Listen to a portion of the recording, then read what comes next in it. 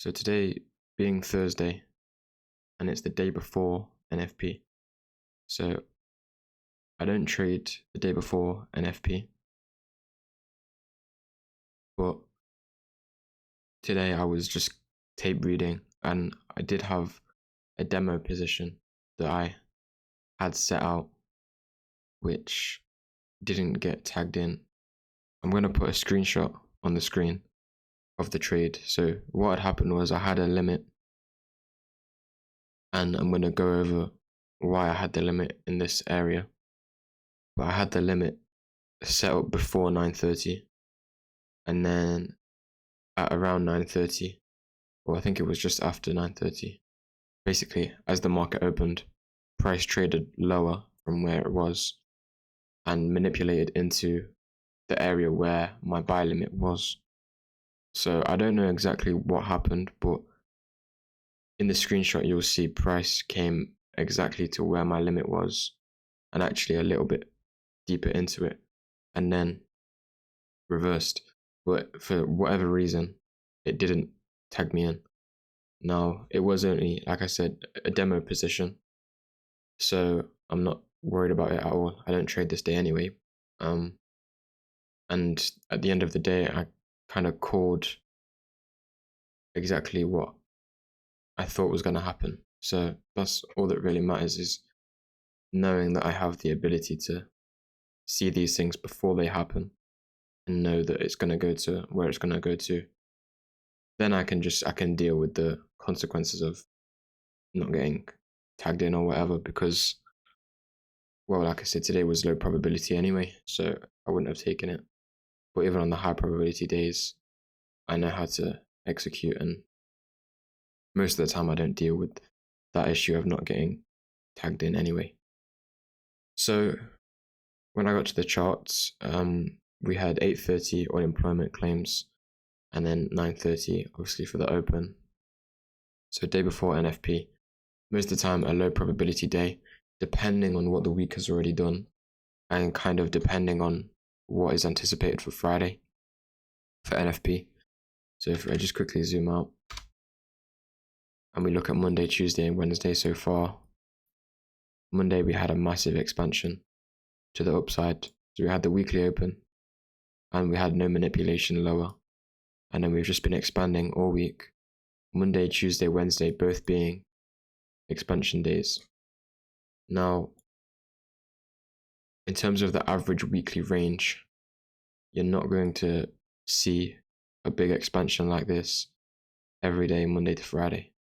And with Friday being the big news driver of the week, if I've seen that Monday, Tuesday, and Wednesday have expanded a lot, then anticipate consolidation on the Thursday, building up liquidity for Friday's trading.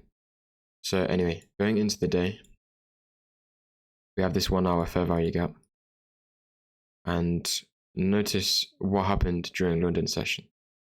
So we had the midnight open, trade lower into the 1 hour fair value gap, and we never closed below it. So we were holding this fair value gap, and then also on these lows we had SMT with ES. So anticipating this to be low of the day, because my bias is bullish, because we've just been trading higher and higher and there's no sign of a reversal yet. We have buy side liquidity up here in previous day high, and then after seeing that potentially London has set the low of the day, we can anticipate then New York to expand into the buy side liquidity.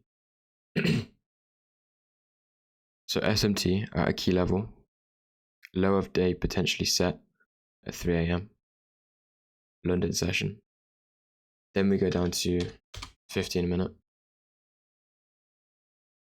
and we look for, I'm going to mark out 9:30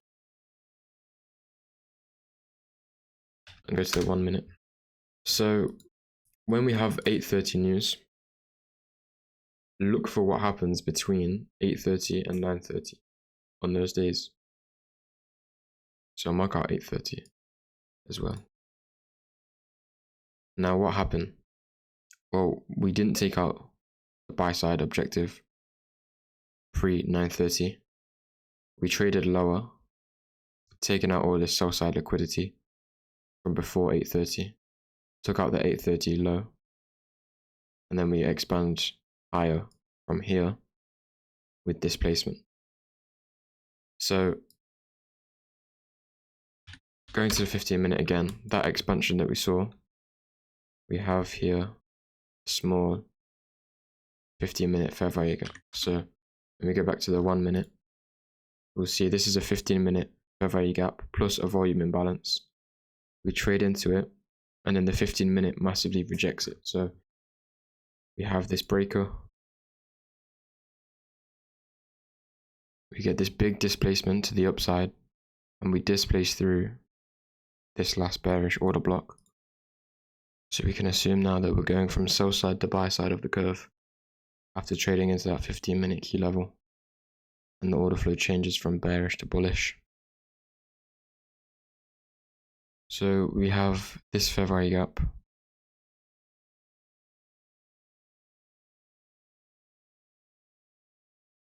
on the 1 minute, which aligns with the breaker, and we still have buy side liquidity intact pre 9:30. So my limit order was here, my stop loss was around here, and then my take profit was at the buy side liquidity. And what happened was we trade lower, trade into that fair value gap. I didn't get tagged in for whatever reason, and then we instantly go to the buy side liquidity. So this, in my opinion, is a very obvious and clear market maker buy model, and this presents itself in different ways every day. And if you can learn to spot this and also use time and the economic calendar, you can definitely create a profitable system just using this, just trading this. So I'm going to make sure I put the screenshots that I mentioned on the screen. Like I said, today was a low probability day anyway, but I think there's a screenshot that I took like around 7 a.m. maybe. I'm not even sure what time it was, where I basically drew out what I anticipated to happen for the day. And well, I was anticipating the high to be set after 10 a.m. Like I said, I do think we still get that today. But the buy side liquidity draw was met, and then we trade lower from there and then go into consolidation. And you can expect consolidation like this when we've had an expansion, a big bullish expansion week already, and then we have 9:30 not really doing anything significant. We trade from the internal range liquidity to the external range liquidity, but now that that external range liquidity has been met, there's nothing really left for it to do on the day, so it's probably just going to consolidate. So that's how you can anticipate consolidation and low probability conditions, but you can still kind of put it into practice and practice your abilities to spot what's going to happen at what time, even on the low probability days. It doesn't mean that you have to trade it. You just are basically refining your skill set of being able to do it. And I still think before 12 we can put in a new high. Whether we do or not, it doesn't matter because I'm not trading. But that's the only thing that I was really off on, was the new high being put in after 10 a.m. But the buy side liquidity had been met anyway, so if I was in a trade, I would be out because there's no more targets to the upside because we're actually at all-time highs. There's no more liquidity above for the market to seek anyway.